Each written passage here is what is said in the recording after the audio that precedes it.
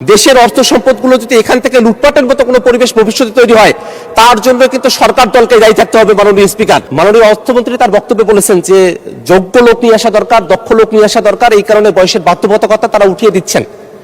প্রশ্নটা হলো যে এটা কি কোনো ব্যক্তিকে মাথায় রেখে এটা করা হচ্ছে, নাকি একটা পলিসিকে মাথায় রেখে এটা করা হচ্ছে? মাত্রই দুইটা আইন এখানে পাশ করা হলো। আমরা জানি যে সরকার দল এখানে সংখ্যাগরিষ্ঠ, তারা যেভাবে চাইবেন সেভাবে আইন পাশ হবে, সেটাই এখানকার ফ্লোরে মানে এখানে হাউজের বাস্তবতা।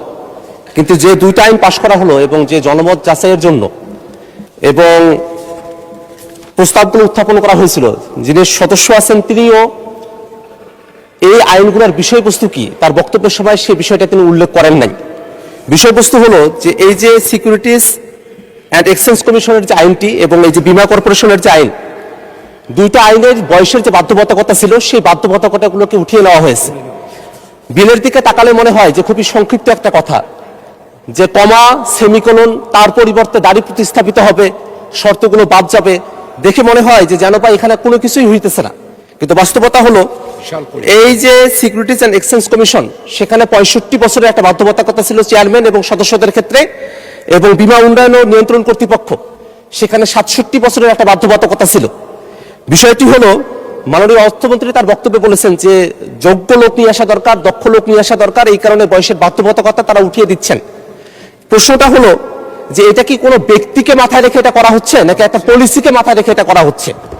আমাদের যেটা ধারণার বিষয়, যেভাবে বাংলাদেশ ব্যাংকে একটা নিয়োগ হয়েছে, সেভাবে যদি কোনো বিশেষ ব্যক্তিদেরকে মাথায় রেখে এই আইনে বয়সের যে বাধ্যবাধকতা ছিল সেটাকে যদি উঠিয়ে দেওয়া হয়, তাহলে মাননীয় মন্ত্রী যেমন দক্ষ এবং যোগ্য লোকের কথা বলেছেন, সেই জায়গাটাতে কিন্তু একটা কন্ট্রাডিকশন তৈরি করবে।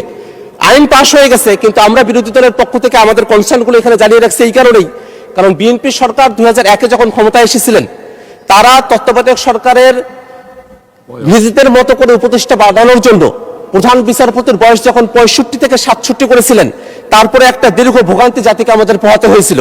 সেই জায়গাটাতে এই যে শেয়ার মার্কেটের মতো একটা জায়গায় নিজেদের মতো করে লোক বসানো হবে, এই চিন্তাতেই যদি বয়সের বাধ্যবাধকতা একেবারে উঠিয়ে দেওয়া হয়, সেখানে বয়সের আর কোনো বাড়ি রাখা হলো না, বীমা কর্পোরেশনের ক্ষেত্রে কোনো বাড়ি রাখা হলো না।